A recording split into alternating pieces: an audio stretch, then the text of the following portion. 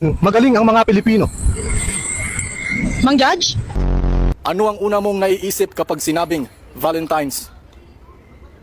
Daliri. Sir, makulay ang buhay.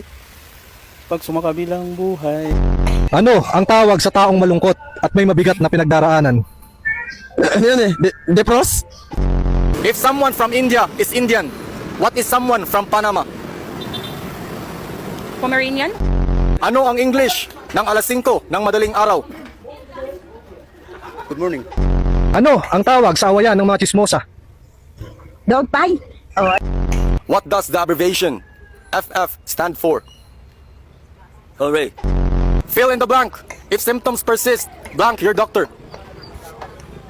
Insult? Kung pagkain ka, ano ka? Kape. Kape? Bakit kape? Gusto kong magka-pepe. Wow!